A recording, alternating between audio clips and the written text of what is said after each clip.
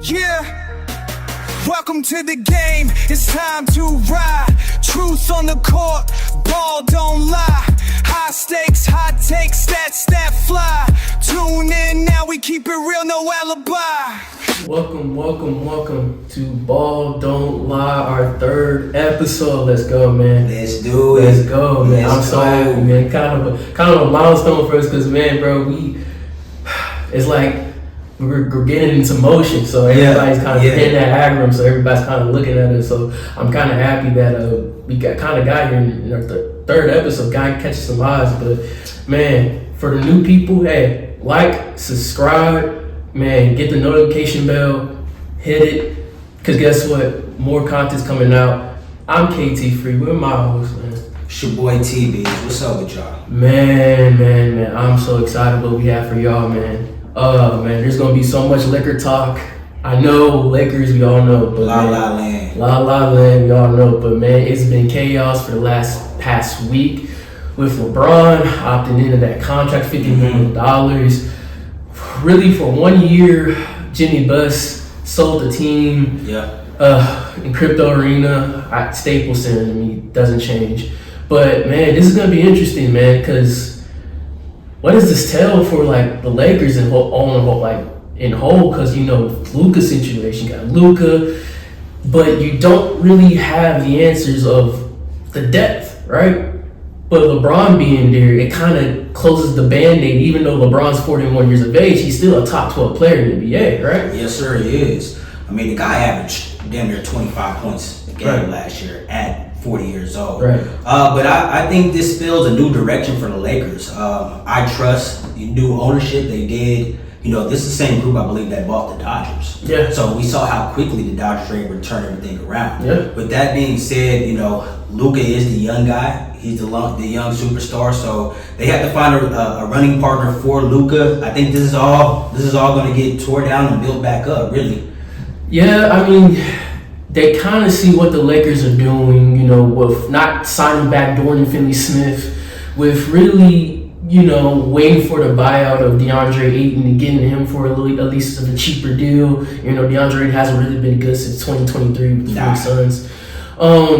You kind of see what they're focusing on, what they're transitioning on, and that's that big year of free agency, which is 2027. Yeah.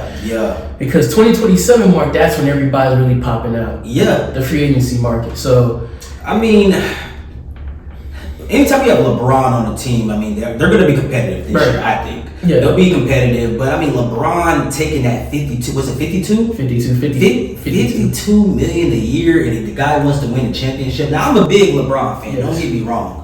But, you know, if you want to win a championship, divvy out some of that money. Go to Tom Brady route. I don't believe you, LeBron.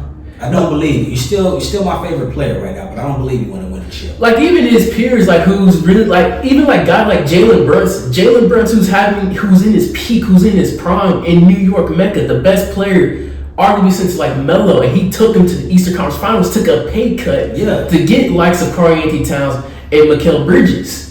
And that's like Jalen Brunson, who's in his prime, who should be selfish, who should want all the max deals, because you don't know, he's 28, you don't know how good Jalen Brunson's going to be. He's a smaller guard, and no smaller guards don't last long in their peak. I mean, what does that tell you, though? What does that tells you Brunson wants to win the championship, bro. Yeah. But my thing, LeBron is on business LeBron. LeBron is on mobile LeBron. A billionaire. Yeah. You're a billionaire. You made it. You're arguably an all-time great. You're you're top 5 in all-time assists. You're top 10 in all-time steals. You're number 1 greatest scorer of all time when it comes to the list. You surpassed Kareem Abdul-Jabbar. Where? I mean, what else do you want? I mean, if you want to compete and you got Luka, I think the Lakers would have kept Dorian Finney-Smith. I would have definitely think that they would have a better outcome of, we could probably pay Austin Reeves later on this year instead of, I don't know about you, Austin. I don't know. Yeah. You could got a guy like maybe an Al Horford to pair with DeAndre Ayton and figure out that big rotation, but at least you have a big that you at least trust in Al Horford, and then maybe a guy like, okay, you still have potential DeAndre Ayton. Correct. But with LeBron doing this constricts like everything that the Lakers are going to be this year. Yes, they're going to be competitive, but what for? You got the Clippers who got Bradley Beal. I saw that. You got the Rockets with the whole big thing with Kevin Durant, and they still kept their same assets. With the young boys. With the young boys, the YNs, right? You got the OKC Thunder who ain't going nowhere because they paid J-Dub, they paid Chet, and they paid Shea. What are you going to do as a Lakers franchise? And yes, I have a love and hate relationship with Rob Pelinka, and I'm not a Lakers fan, but I say this, Rob Pelinka, it's not fully his fault because it's like, what I'm supposed to do with all the restricted money? I traded all my draft picks. Yeah. I have a draft pick until 2031, and I can't do anything about it because I don't have no money. I don't think Rob Pelinka will be here too much longer. We all said that since 5 years ago. He's still here. He is. With the new regime, though, I think that move is going to happen. Like I said, the Lakers will be competitive. I'm not expecting a championship. Right. The West is going to be highly competitive, so it's going to be fun to watch. But it's right now it's a young man's league, and the Lakers have to get another running partner for Luka, and they have to transition. Right. But that being said, it's like where you think LeBron's going? What you think this is the last hurrah? You think later, beginning of the season the season's about to start, you think he's going to have his forward tour, his farewell world tour, or do you think foreseeable future he goes to the likes of Cleveland, Warriors? I don't think that's going to happen, but what do you see his destination if he doesn't want to retire? That's a good question. I think we saw what happened with Bronny coming into the league, and he played only a handful of basketball games in college. Yeah. So I think he may wait for Bryce and get him in the league and then exit out. But I don't know. I think it's going to be interesting to see. This is going to be a very interesting upcoming season in the NBA. Yeah, because it's like, even if he does go to Cleveland, you're going to have to kind of gut not gut, but the Cleveland Cavaliers kind of have to gut their assets because, like, does Bron going to want that money for Cleveland? Man, he can't take $52 million in Cleveland, bro. He can't. After this year, I think his 50 days are over. Yeah. LeBron, after this year, is a $25 million player max, I believe. Because as you can see, really, no one's calling the phone. Yeah. Because even though LeBron's still all-time great player, still a top 12 player in the league in the age that he's in right now, the CBA rule of everything being so constricted, with all the salary caps and with teams literally struggling for money to pay their role players for minimum wage, like for $10 million because they got to pay supermax all these superstars. It's kind of like LeBron can't even go nowhere because who's going to want that type of money if he does stay? I think another question is, a lot comes with LeBron. Yeah. Just having LeBron on your team, yeah. So who wants to deal with that? Because LeBron is not prime LeBron anymore. You're right, he's still a top 12 player. He's able to take over a game any given night. Right. He's not a prime guy every night that you're going to get the same effort. So no. I don't know. I kind of feel bad for Luka in a way because it's like, first of all, Luka didn't ask to go to the Lakers, but at the same time, it's a blessing for him because like Luka's now like arguably one of the faces of the NBA now. He's been the face of the NBA, but now the standpoint, like Luka is concrete, one of the faces of the NBA, top 3 player, top 4 player. But it's kind of interesting. It's like, what do you do with Luka when LeBron's eventually gone? It's like you don't really have a true big that you can rely on. Like a DeAndre Ayton. Let's see how DeAndre Ayton performs, but either that, you're going to rely on Austin Reeves, who's still a really good player who was undrafted, and yes, he came from nowhere to what he is now. But it's like, what moves can you really do with Luka? And you have to tell Luka, for these next couple of 2.5 years, you're going to have to really carry us until that big free agency market happens. He's used to doing that, though. He's used to carrying a team. He's able to carry a team. He hasn't even scratched his prime yet. Yeah, well. But you have seen his body break it down. Correct. But if Luka wants to be great and continue to be great, he has to start taking care of his body. Yes. He has to. He's getting at an age where, attrition is important. Yes. So with that being said, I think Luka's going to he just recruited Marcus Smart. Yeah. From what I understand. Yeah. To get over there. So I think he has some relationships. Guys like to play with Luka. Yeah. I think I saw a video the other day with Kyrie and him having a conversation while Kyrie was streaming, I believe. Yeah. And so it's cool to see that Luka has these relationships with a lot of the stars in the NBA. So I don't think it'd be hard to persuade somebody to come play with Luka in La La Land. You're right, because who thought Luka would come here, right? Yep. Like who thought Luka would come here? Who really thought that he would be here in this situation before his peak? So the fact that the Lakers done this with no draft picks and barely any money shows you that anything can happen in the NBA. It's a lot of questions that have to be answered, right? I mean, Absolutely. How does Luka's leadership style, how does it differ from LeBron's? He's going to be the man now. Luka's more of a representation on the floor than I would do it off the court. Correct. He's going to show you, hey guys, I'm setting this tempo. And it's a blessing, but it's also a detriment because Luka's a very emotional person. Mm-hmm. And Luka, he's top 3 when it comes to technical fouls because he always is on the ref. And that can sometimes ruin the momentum around the team because he's not really focusing on the game. He's solely focusing on fouls or I'm not getting this call, and it kind of harps and kind of hurts his game and it kind of destroys the team's momentum. But when he's locked in, and he's fully locked in, and he's setting the tone for everybody. He's not complaining. He's actually playing. Then everybody else is gonna be inside because Luka is the representation of like a great reputation on the floor of a great offensive player. He's gonna get everybody in. He's gonna get everybody in. Whether it's he's gonna post you down and he's gonna see you in the corner. He's gonna pass it to you, skip pass, or a pick and roll, or alley. He's gonna get you there. So I think Luka has to mature. That's it. I agree. He's in Hollywood. He can't hide anymore. Yeah. There's no hiding. So he's going to have to step up to the pressure. Can JJ Redick handle Luka's ball dominant style? I mean, that's another big time question. That's true. So I mean, he's going to pair with a second star. I think who we forgot to mention on here, in the Western Conference, Who? The Spurs. The Spurs are going to be dangerous. Spurs going to be dangerous. Yeah. A whole lot of teams. You can't let go of the Grizzlies. Even though the Grizzlies have been iffy a lot lately, but you still got Ja, you still got Jaren Jackson. They still got a lot of pieces. So I mean, the West is going to be stacked regardless. And I just think that the Lakers are kind of falling behind, but it's the detriment of what you do when you get a guy like Luka and you trade for all your future first round assets. This is what happens. So, but this is La La Land. They got the money, man. So they got the money. Let me ask you this. Let's predict this.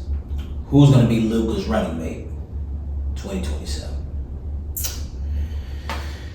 It's going to be hard to predict because anything could happen in the span of a month in the NBA. So people were saying, "Oh man, Jokic," because Jokic didn't sign his supermax. But I think Jokic is going to stay. He just wants the extra $85 million for his an extra 85, right? Extra 85. So I don't think Jokic is going anywhere. Yeah. Interesting with Giannis. Man, that was my guy. That's who I was going to say. Interesting with Giannis. That's who I was going to say. Yeah. You going Giannis too? Yeah, because it's like when you see that Milwaukee Bucks roster. When you see that Milwaukee Bucks roster, exit Giannis out there are absolutely hot garbage. Mm-hmm. Kyle Kuzma as arguably your fourth best player is not good. Mm-hmm. Gary Trent Jr. as your second best player, third best player is not good. Miles Turner, even though Miles Turner is a really good big, he's as your second best player is not good. So the Bucks, they're going to be kept afloat, but how much patience is Giannis and the franchise going to have? Yeah. To me, they both need to go on their separate ways for both parties. Milwaukee obviously needs to rebuild and retool. And Giannis needs, if he really wants to still be competitive and wants to win a ring and really wants to be up there, instead of top 30, he wants to be top 10 or top 15, he's gonna have to make that decision of leaving Milwaukee.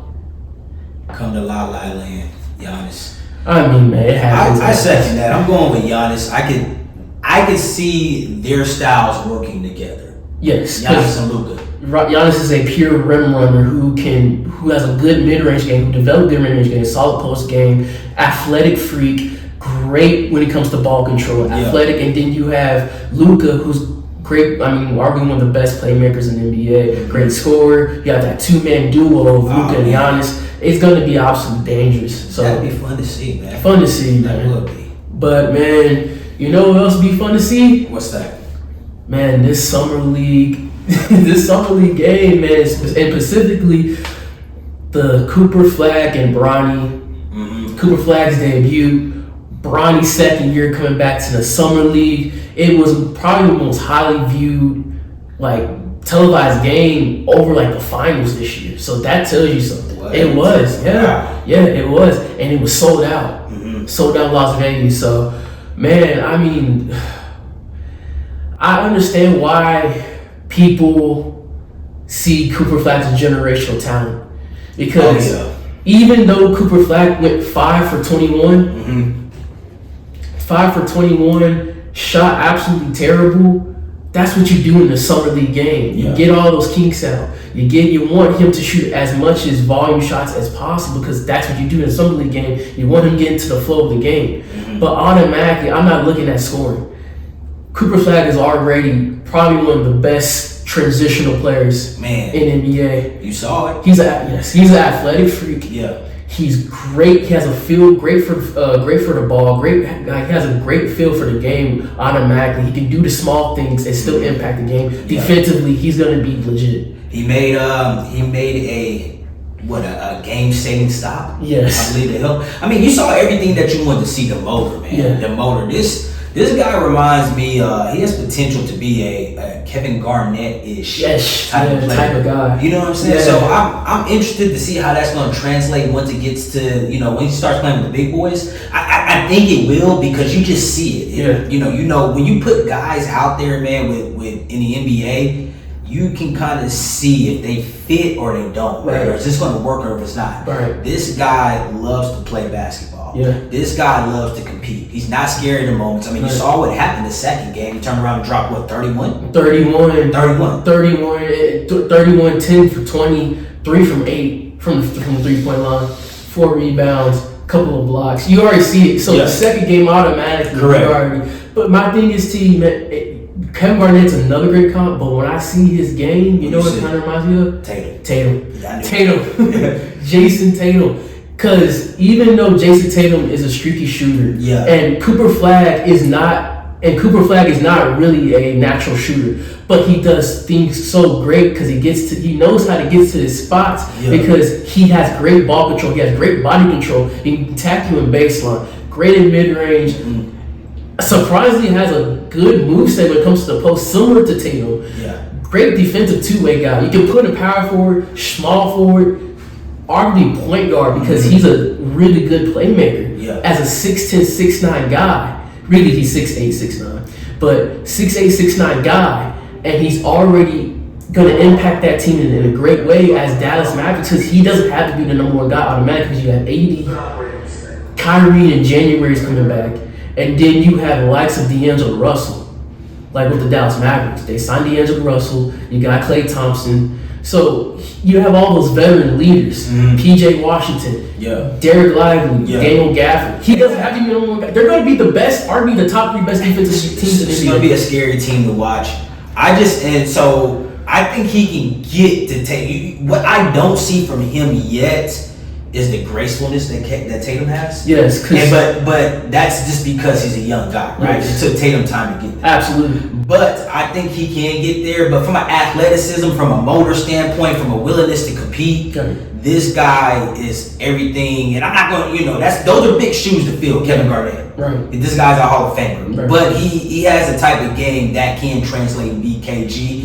And you're absolutely correct. He doesn't have to be the focal point of the offense or defense with AD and is it Lively? Derek Lively. Yeah, him around him. So it's gonna be fun to see. I think once Kyrie comes back, watch out for them. Maybe not this year, 25, but 26, man. They're gonna be dangerous. And I can give what you're saying when it comes to gracefulness because you can kind of tell when he has that ball. You can tell that he's not really fully comfortable when it comes to the pace of the game because Tatum, you can tell because I call it work. He has the workout moveset drill move. Because you can tell by those guys like the Kawhis, they move stiff beginning their first career, but they naturally, when it comes to their ball movement and ball handling, it's natural. But when he gets to that NBA pace and he gets fully equipped, his dribble moves and his movement won't be so stocky because he's going to be naturally equipped to the game. And I think if he gets to that point and he gets his ball handling and he has that go-to move, that's one thing he needs to learn, that go-to move, because he's working too hard to get his points. Yeah. That's one thing you don't want to do, especially as you get older, because because athleticism won't always be there, but his instincts and intangibles will be there because he's already great with that. No, I agree. We're digressing a little bit, but who does Tatum's game remind you of? You know who I think Tatum has a little bit of? Who do you think? I'm gonna say maybe. Come on, you got it. Is it Throwback too. Carmelo? Nah, Kobe. I'm gonna say Kobe? I'm gonna say Tatum got a little Kobe too. Really? Just his movements, his step backs, and I mean, he worked out with Kobe. He did. Kobe's his idol. Yeah. Kobe's his idol. And that's why I say that, but when I watch him play from a gracefulness standpoint, I think with T-Mac, I already said it, I think he reminds me of T-Mac. you think he reminds you of T-Mac? That's another good I think now he's much better defensive player than T-Mac, but T-Mac has way better offensive skills than Tatum. Okay. But Tatum is so well balanced, and he has that 6'8", 6'9" frame. Same thing with T-Mac, and he can get to his post moves, similar to T-Mac, the post fadeaway, similar to T-Mac. He has that dribble, hezzy sidestep, step back, similar to T-Mac. He reminds me a lot of T-Mac. You can tell this guy's a basketball player. No, I can't move like that on football. But so what about Bronny? I thought Bronny held his own in that summer league. He didn't put up the points, but just from a competitive standpoint, as far as competing with Cooper, I liked what I saw. And he went head to head with Cooper, and Cooper couldn't move him in that post game. So this is what I think of Bronny. And yes, you can say whatever you want about nepotism, anything about that. I don't really care if that person, like Bronny, currently right now is showing his worth and showing that he can be a 12th guy in the actual NBA team. I think Bronny has improved a lot. You can see he's in that grown man body. Yeah. You can see because every time he's defending, he's not getting off balance. He's not backpedaling. He's stepping forward. He's confident. He has a great defensive intangibles. He knows his spots. He knows how to get there. He's really good when it comes to getting the ball in these passing lanes. Bronny's really good at stealing the ball in these passing lanes. He has great interpretation, and as a scorer, he's getting to his spots as a spot up guy. Like he could be a 3, and he could actually be a solid 3-and-D guard if they equipped him to, and if they allow him to be that. I still want him to play away games, especially in the G League. I don't want him playing home games. Play away games. But I think Bronny, stats are stats. But I think Bronny's gonna, if he develops something to more, he's gonna be an impactful player that you don't have to rely on stat-wise, because his impact of defensively, he's already there. Athletically, he's there. And I think his mindset and his game, he knows what he is, and he's not gonna be something that he's not, and that's something that's great off of a young guy.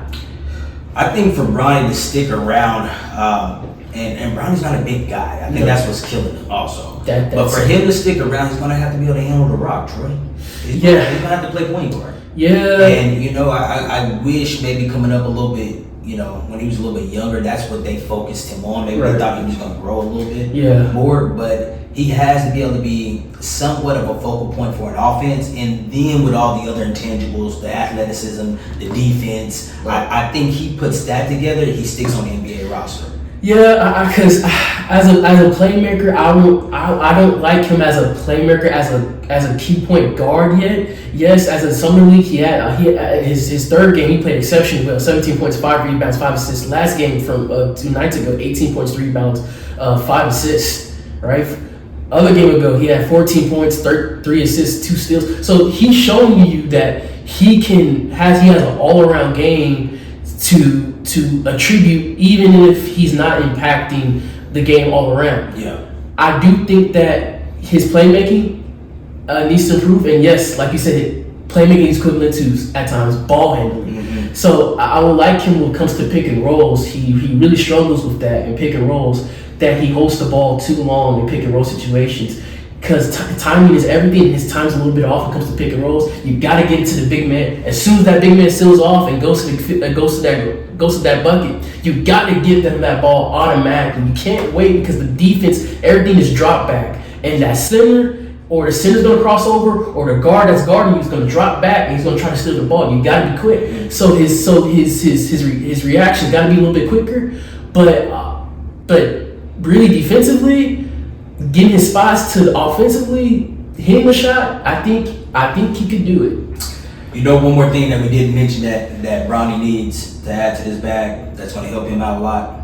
I'm gonna say confidence. Yes. Cooper already has that. Yes. Cooper is a confident guy. Yes. Believe in yourself, Ronnie. I think I think you can grow out of your father's shadow and be your own man. It's time to believe in yourself. You don't have to be LeBron James. You can be Bronny in a successful way, have a longevity career. I don't really care about all-time great terms when it comes to some people like that, because if he can have a 5-year, 8-year, 10-year span in the NBA, that's a success story for me when it comes to Bronny, because the fact that he's already shown progression. And he's already seen a little bit of that confidence because he's showing it as he's taking more shots. Yeah. Summer League last year, he was taking 3. You remember, he was taking four shots a game. Yeah, he's taking 10. So that shows you he's getting there. But I want to see it in the actual NBA game. I want to see it in the G League where you got the third-year guys, you got some of the veterans in it, you got some of the European guys who's fighting for a spot, not the summer league guys that's going to be out and probably go back to school or go overseas somewhere. I want to see with those type of professionals. So, like you said, confidence is everything, and as soon as he gets that, he'll be just fine. He'll be just fine. Just fine. You know who doesn't lack for confidence short? Who? Me. Anyways. That's a true story. True story. Let's move on, man. Oh man, of course, it's coming to that time, man. Football season's right around the corner. Yeah, man. Boy. And as soon as you know, yes, we're from Texas. We're Texas boys, home and grown, Cowboys fans. But you know that also means hook them horns. Oh man, UT, Texas Longhorns. This is gonna be a big year, man. Our second year in the SEC. We already stamped our flag, even though we made it to the playoffs in the semifinals, losing to the champions, which is Ohio State. Yeah. I really wanted that Big 12. I really wanted that SEC championship so bad. Lost that too. To the Bulldogs. You beat us twice. We're gonna get our lick back. We're gonna get our lick back. We're gonna get it back. We're gonna get our lick back. All right. You know, this excites me so much because I love football. Yes. But I mean, with those two games that you're speaking of, you know, I think the best thing that we saw was a Texas team compete, right? The Ohio State game, right? Yes. I was nervous early on for that game because it looked like Ohio State was a better team, and then it seemed like Texas did. That second half. You know, I would even say really the second quarter. It's like the nerves just chilled, and you can tell that we belong, man. And you know, and to kind of end this conversation also as well as from last year, because we're gonna get into a little bit more. Yeah. But you know, Stark, I love you, Stark. Great coach. You know, I love what he's doing over there in Texas, but you don't put Quinn in that situation. We've seen it time and time again. You don't put Quinn in that situation for him to fumble, lose the ball, and the guy runs in the road. I don't want to get into it. Especially in the second half, Quentin Ewers was one of the most turnover-friendly quarterbacks in the country. So that says that you don't put that situation, you don't put the ball in your hands. Even though he proved in the Arizona State game that Quinn can still do it in the big situations.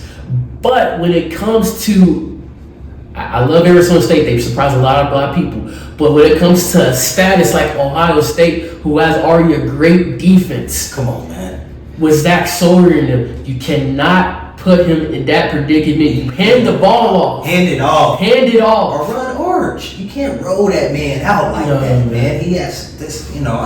You already have Archette read option quarterback. You might as well just put him in that situation, because after that, the momentum just shut down, and And of course, I do think Quinn does get unfairly criticized as a quarterback at times, but to me, I don't think you put him in that situation, even though he hasn't been fully healthy throughout the first half of the year. So, man, but anyways, man, that was that was us digressing. Yes, man, we're hungry. It's been since 2005 since we won a championship, man. Yeah. We've been longing for this for years. So the fact that we've been that close, we're gonna cope. So yeah, and we're gonna cope probably throughout the year if we do play Georgia in the big SEC championship, which I do think we will. Until that, we're gonna continue.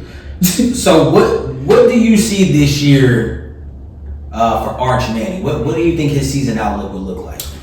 Well, as a sports nerd that I am, I was very, very interested because it took me, I'm like, I gotta refresh my mind. So those 3 games, especially when Quinn was out, the first UTS game when Quinn got hurt, third quarter. Yeah. Third quarter. Second or third. Yeah, and Quinn was killing it out there. Quinn went like 14 for 19, 200 yards, 2 touchdowns. He was killing it.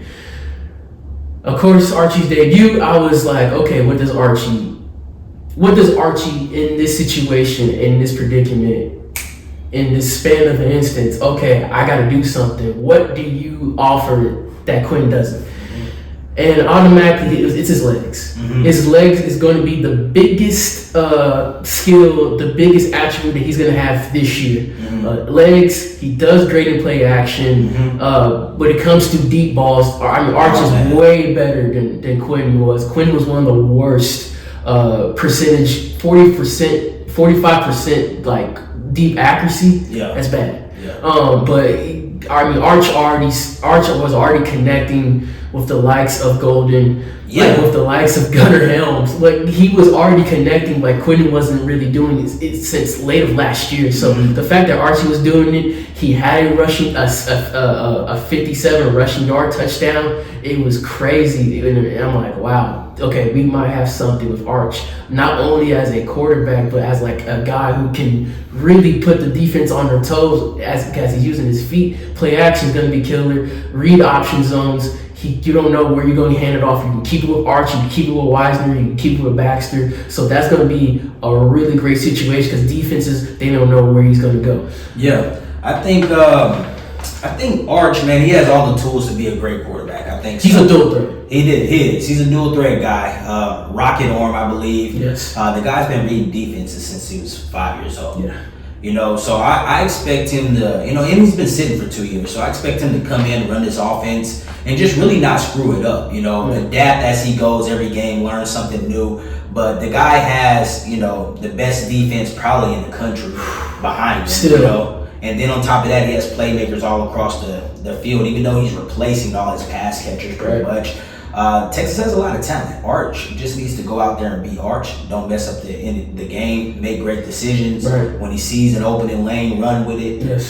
But I believe, if Texas is to go to the national championship this year, I believe the guy's gonna have to pass for anywhere between 36 and 3,900 yards. Probably about 36 to 38 touchdowns, man. I think he's gonna have to really sling that thing. I don't know what that running game is going to, Widener did a great job, but what is Baxter going to look like back there this year? Right. They got a lot of, great help with the freshmen. Clark's coming back from his Achilles injury as well. I've been hearing great things about him in camp. Yes. So Texas has a lot of talent. I think Stark has a lot of tools in his toolbox. How is he going to use it? I'm interested to see. But, a lot of pundits are saying they're going to win a national championship. I don't know that. I believe they do make the playoffs. Yes. This is gonna be a lot of those kids' first year starting. A lot. Especially the wide receiver and the O lineman. Correct. Because you're losing guys like Cam Williams, Kelvin Dix, Majors. You're missing half of your key 3 pieces in that guard lineup and that lineman lineup. So yeah, it's gonna be a big what do we see with these young guys when it comes to offensively? Defensively, we still got our veteran guys like Anthony Hill. We still got Colin Simmons. Yeah. We still got Malik Muhammad. We're Tap on the back end. Yeah, we got Trey Moore. So I love the fact we still got our young up and comer guys when it comes to defense. But same thing, our captains are there regardless. Yeah. Even though we had lost Alfred Commons, we lost Vernon Brothorn, we lost Barron, like Sorrell, Sorrell. We're gonna be fine when it comes defensively. We're still gonna be one of the top nation defensively this year. I believe I saw an article out there. They had Colin Simmons ranked as I want to say a top 10, 20 player. It's not crazy because when you really know sacks. Because sacks are not everything, his pressure is insane. Yeah. He automatically gets to the backfield with the quarterback, and he gets the pressure which sets up everybody to get into the pocket. Like, he is insanely fast, twitchy. You can put him anywhere when it comes to that edge rushing position. Outside, inside, he's so good at that. You know the crazy thing? This kid didn't even start last year. No. Kid didn't even start last year. No. And then it was Sewell. I believe it was Barron. It was Barron. I think it was Barron. I think it was Barron. He'll start this year for sure. Yes. And then you have, Anthony Hill. We all know that this kid's going to be a top 15 pick. Top 10. You think top 10? Top 10. I was thinking top 10 too, but we'll see. It is an offensive league, but he, the kid can run. He's an athletic freak. Yeah. He's a great pass rusher. Texas just they have some kids, man, that are real athletic freaks, and now they have guys out there that are really positionless players. Like Ryan Nibbit. Like Ryan Nibbit, he was literally a wide receiver last year. He transitioned now to a cornerback this year. Yeah, right. Safety. Yeah, safety. Yeah, safety. Because he's so fast, he's so athletic, he's so twitchy as a guy. I can definitely see him being a really good nickel box end corner that can really cover safety, that can really cut a tight end or the inside wide receiver when it comes to slant routes. He's gonna be really good. I think Ryan Nibbit going to the corner route, I think it'll be a big help. You think so? Oh yeah. They still, keep in mind, they still got Jalen Gilbo back there at the nickel. They might move him to corner. Yeah. And then on top of that, you got Kobe Black, the young kid as a freshman. This kid's 6'1". He's got his body to the next level now. Yeah. So he might be a starting corner. They can still keep Gilbo was a starting nickel last year. He was. So from the reports I'm hearing, they're moving Gilbo to corner. How he holds up, I don't know. But also, they can mix and match. Yes.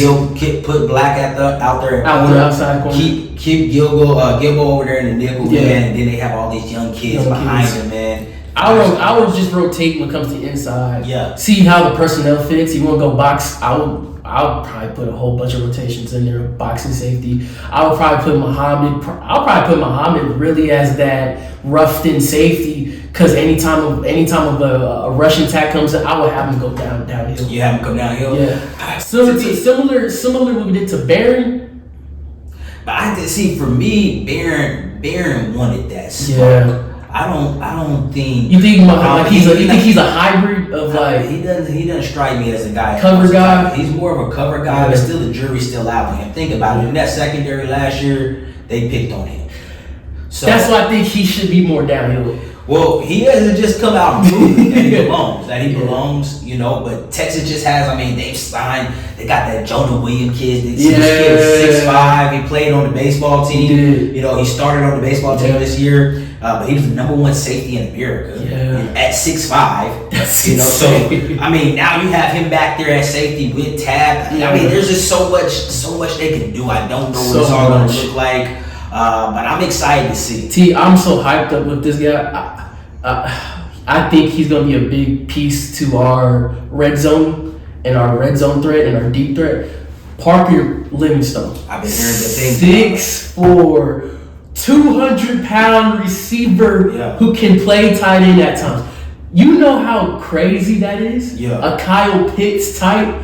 He plays like a Kyle Pitts, and he has hands like Drake London. That's what they're saying. I heard he has a hell of a nickname out there too. I don't want to screw it up, but I think it's somewhere along the way of like white chocolate. White chocolate, because he plays so physical. But he plays with swag, bro, it just lets me know he's in with the brothers. Yeah, right? Yeah. He seems like he might be one of my guys back in the day. But I mean, yeah, I've been hearing great things about him and Kemp. Yeah. So, you know, you got Wingo, who I think is going to be the number Wingo's one. going to be killer. He's an athletic freak. But I think Parker will be that number 2, that reliable receiver. Yeah. White chocolate, man. I can't wait to see what you're He's gonna be a fun player, man. Yeah, and then they got two freshmen, I believe. Khalid Lockett. Yeah. Khalid I can't Lockett. think of the other kid. Right now. French. Yeah, French as well. But I've been hearing more so about Lockett right now. Cause Lockett, he's that gadget guy. I think to me, Lockett seems like that gadget guy that you can plug in anywhere. I think he might be our special teams guy too, right? You think so? Nah, I'm hearing right now. You know, Lockett is more so your lone lanky jump ball guy. Yeah, I'm hearing more so he's your lone lanky jump ball guy. There's another receiver right now. He's a slot. It's Mr. Drop. I gotta say this. We gotta give respect to DeAndre Moore. Oh yeah, we got. But man, I'm so sorry. He just dropped a lot of passes for me. He did. To me, he did. Yeah. I just think because his ball control, he knows how to get open, but he catches with his body. He did catch a lot of balls with his body. I don't like that. I don't like it. So I'm kind of higher on Wingo. I'm definitely higher on French. I'm higher on a lot of guys. I believe he scored a touchdown at SEC championship. He did. You know, I mean, he made some plays to get open for Quinn in the Arizona State game. He's a good, reliable route runner. It's his technique when it comes to following the ball with his hands. To me, I don't like the way he catches the ball. Well, maybe he's cleaned that up. They have a great receivers coach over there, and you know, from what I hear with him, man, he's the first guy out on the field. You know, so he's really putting in work for his craft. He's one of those type of guys. So, you know, hopefully he'll catch the ball with his hands this year and turn out and have a breakout year and be able to go pro. Yeah, I mean, you're right. I think we're gonna have a running gun offense when it comes to with so many lanky, so many fast, so many durable guys out there that it's not gonna be really what we have a golden, and it's not gonna be 1-2. It's gonna be everybody. Everybody's gonna contribute. Yeah. So I like that. But to me, I keep reflecting back of like the 36 touchdowns, 3,000 yard. Yeah. That you say with Arch. But I'll say this: I don't think that number wise isn't. I think that the range maybe with Arch is 25 touchdowns. And I say this because they're going to utilize Arch as more of a improviser than a slinger. So let me ask you this: when you say 25 touchdowns, where's the bar set with 25 touchdowns? Do they go to the playoffs, or because I said my numbers were based off them winning the national championship? I say that they will go deep in the playoffs. Yeah, 25 touchdowns, of course. Yes, I say that because I think with Sark and there's a reason why he's using Arch as a read option quarterback this first year. He's going to use him as a read option quarterback, then secondarily as a quarterback who can throw the ball because he wants to utilize him as a play action quarterback. I don't know, little bro. I do see that, bro. I do see it. I don't see that. I do see it. We're not about to let this young man. No, I'm not saying he's gonna be. But when you say read option, you're putting him in harm's way. No. I'm saying read option as like he's gonna have a lot of disguised read option plays. It's gonna be a lot of QBR plays. A lot of fake handoffs, and he's gonna have a lot of options where pass it or he's gonna run it. Okay. That's what. That's my fault. Okay. No, that makes sense. Yes. Now that makes sense. Yes. Where he has the option of, yes. hey, I can either my first, second, third read. Yes. If it's not there, I take off. Yes. I definitely trust that. That's what I'm saying. And I was saying what I said because this kid is already prototypical from a mental standpoint, right? You got to remember he's been in a room with his grandfather. He's been in a room with Eli and Peyton. He's been breaking down cover 2 and 1s and base defenses all his life. Yes. So he's already on a whole nother level from a 21-year-old, a junior going into college. Mm-hmm. So Stark is going to use this kid as a traditional quarterback. Yes. He's going to be out there dropping back, throwing in my read here, my read there, where it's going to go. There's one thing that I think they will improve. I'm not saying it won't improve, but when I watched those 3 games, I love his strengths, but he does have some weaknesses. Oh, of course. But I'm saying it right now because obviously he's going to improve. He's not going to be like this, right? And this all can be shut down the first game in Ohio State. It's all can be shut down. But let me ask you this. Right? Yes. The mistakes that you saw, and this is what I was looking at when I saw his game. Mm-hmm. He was able to learn from those mistakes right away. Absolutely. Which lets me know he is processing at a whole different level. Yeah. If my first read is not there, I'm not looking at that way. Oh, I can use my safety net, my blankets over here to throw the ball. Mm-hmm. You know, so he's just gonna have to be smart with the ball in his hands. But the kid he's prototypical. I think he's gonna be fine. As you just really took the words out of my mouth. As like one of my strengths, I say he's more impactful and plays as he gets more snaps. Yep. Wow. He improvises he improvises his game as he gets more snaps. Yep. And that's how you especially that the LU Monroe game. He got his first stat was an interception, and he was struggling, but he can't calm down and actually read his reads. Instead of trying to make that big home run play, he was going into dinking dunks, and then he was going into more of an actual quarterback and actually absolutely killing that UNL defense because they were playing drop back coverage. He's like, you can go all the way deep down you want. I'm going to go underneath and kill you. Yeah. That's what he did, and that's what he do, and that's what you do as a quarterback. You improvise. That's why I say he's going to be a great improviser because people think he's going to be slinging the ball. No, he's going to be slinging the ball, but he's going to be more of a Drew Brees type in this offense. He's going to put the team in the best positions as much as possible, whether it's feet, whether he's throwing, and I think that's how Stark's going to use him, and he's going to be more of a issue because Quinn, even though Quinn was really good arm talent wise, he couldn't move outside the pocket because he was so limited. Or hit the deep ball. Or hit the deep ball. You already have that with Arch, and you already have that with the deep ball with his feet and the play action, which Quinn couldn't do. And Quinn seemed like he couldn't get to his third read at all the times either. No, I think because he felt the pressure and he knew that if it was one good tackle and he didn't want to get hit. He didn't want to get hit. You can see it all in his face. He didn't want to get hit. That would be so funny. Every time I tell you, bro, every time I saw Quinn, it was like, bro, it's like I'm watching Sam Bradford all over again. Oh my god, that is such a good Sam comparison, Bradford, bro. That is Sam Bradford. Like, it's football. You know you're going to get hit, bro. Yes. Sam Bradford, Kirk Cousins is like, oh my god. And I like Quinn. I like Quinn as a guy, bro. But like you know, there's a reason why he fell. Yeah, man. Just sometimes it didn't seem like he just had it in him, man. I'm gonna leave it at that. Yeah, man. I'm gonna leave it at that. I like Quinn, man. I'll never disrespect him because I'm gonna leave it at that. He's been one of our most successful quarterbacks in a long time since Colt McCoy. So I can't hate on it. But I will say, so those 3 games are started, right? And I'm gonna play devil's advocate. Go ahead. University of Louisiana Monroe, right? UTSA, and Mississippi. Troy. You or I could have played quarterback in those games. You know that. I mean, Yeah, Mississippi. With that talent, bro. Mississippi one of the worst SEC teams in the league. LU Monroe, I mean, come on. And then UTSA had a fall off of a year this last year, bro. So I might be going there, so chill out.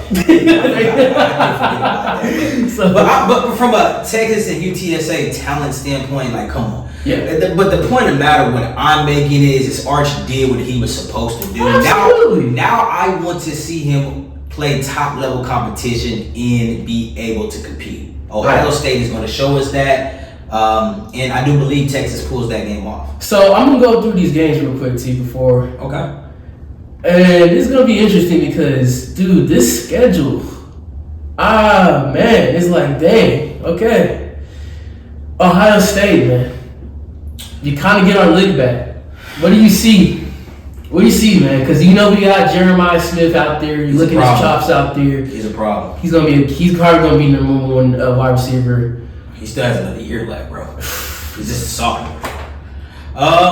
And then, Caleb Downs on the defensive side of the ball. That kid to be a top 5 pick, I think. Definitely. But I think right now, man, they're bringing in a new quarterback. Yeah, what's their quarterback situation? I haven't really been updated since I'm I'm not hearing the best things right now, bro. They haven't really settled. They haven't really settled on who it's going to be. We think it's going to be Julian Sands. Lord. I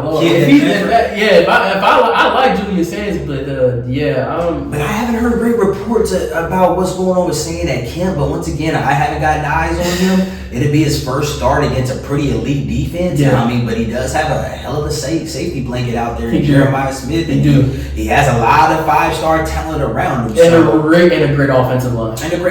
So, I mean, I don't know offensively what they're going to look like, bro. Right. I just know if they put it together, they can beat Texas. If they put it together, they still have a top 5, 3 to 5 team, regardless. You think with the whole situation with them being motivated with Michigan and how they lost to Michigan the way they did, you think that was kind of like lightning in a bottle? And because especially all the whispers of Ryan Day being fired after this year, you think that was kind of like, let's do it for coach and like, hey, this is our run? You think that was that year, and this is gonna be a little bit of this is Ohio State, great team, but can never get to that upper echelon when it comes to. I think, bro, that they were always talented. They just had to put it together. And when they got on that roll, I mean, everybody saw it coming. Yeah. It was just nothing that you can do to get out of the way of it. I mean, the teams that they beat up on in the playoffs,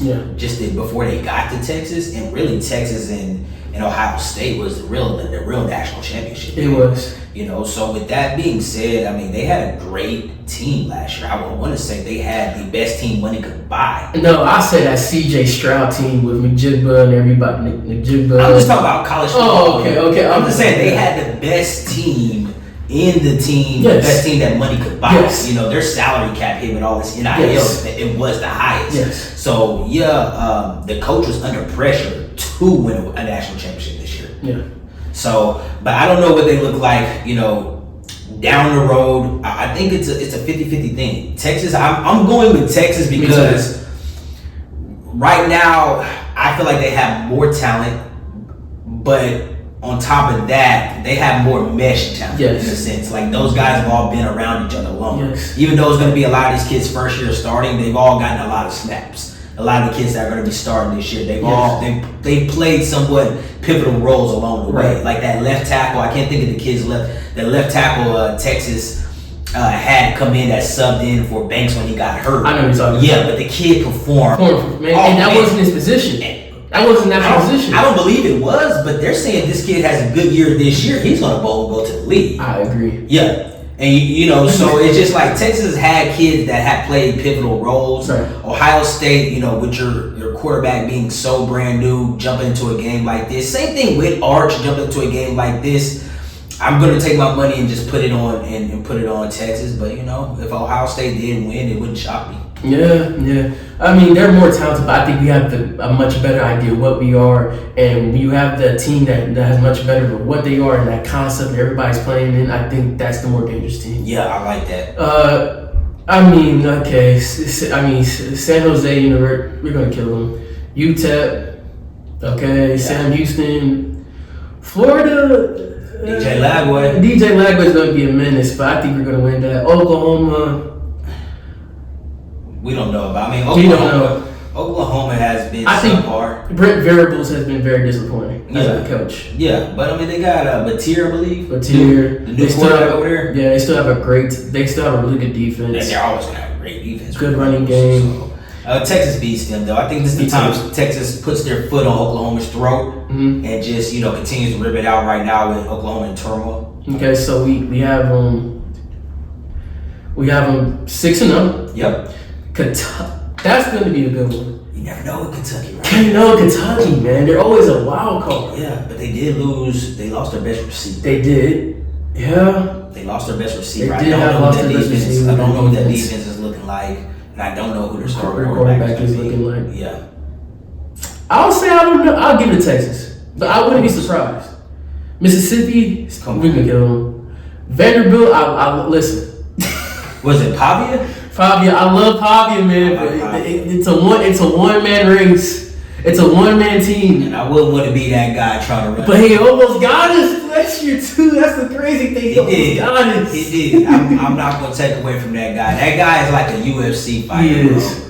He just don't go there. I'll say this: it's gonna be a competitive game. I'll give him in that respect. I'll say I wouldn't be shocked if it was like a 40 to 28. Yeah, I can see that. I'll say that. I can see it going either way. I can see it being competitive or Texas blowing them out. This is gonna be a one, Georgia. You know what? That new starting quarterback over there, we don't know what we're gonna get with We him. don't. And then also, it's a lot of guys. It's gonna be a lot of their first year starting as well over there in Georgia. You can't be worse than Carson Beck. You can't get worse than Carson Beck. But Carson. Gunnar Stockton played better than him, and Stockton was a backup for years. Bro, I mean, he's the reason why UT. I mean, I'm not going to even say that. I think it was that field goal. It was the field goal. It was. But he brought a different element that really, I think confused UT. Because he actually read the field. He was running the ball. Carson Beck, he was trying to hit the home run plays. When the play is there, you get it to your best playmaker, and you like, let's go. You were killing him. I'll say this. This is how my logic is. Until we beat them, I don't know. Yeah, you got to give them the respect. They're the SEC champs. So I'll say 7. I'll say what? 9-1. I'll say 9-1 for us from Georgia. I would be shocked. I would be shocked. But I'm gonna go out on a limb and say Texas beats Georgia this year. Okay, Arkansas. Arkansas always gave us trouble. Yeah.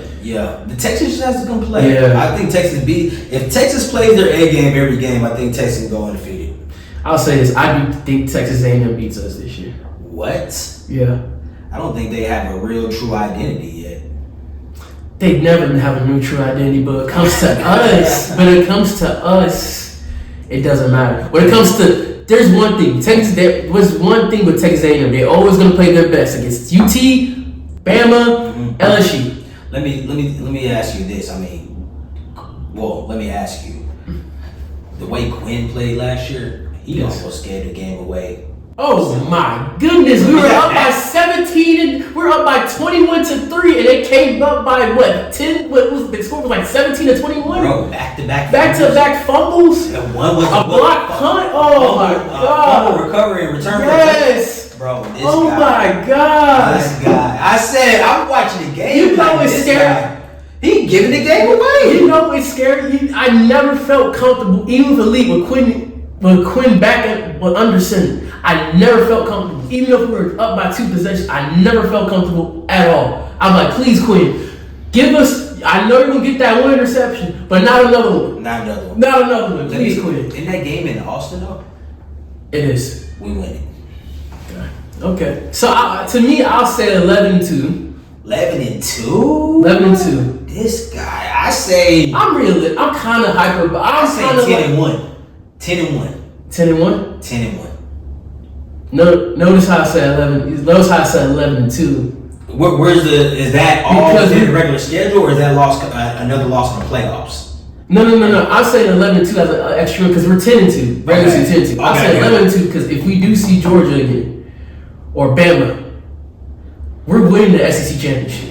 But I don't think Bama's as talented as us right now. That's my point. I said that's why I add 11-2 because we're not losing the SEC championship. I don't see anybody right now in the SEC better than UT if they play their A game. Yeah, I don't, and I'm not being biased either from a talent standpoint. But when it comes to Bama, the refs are gonna do their.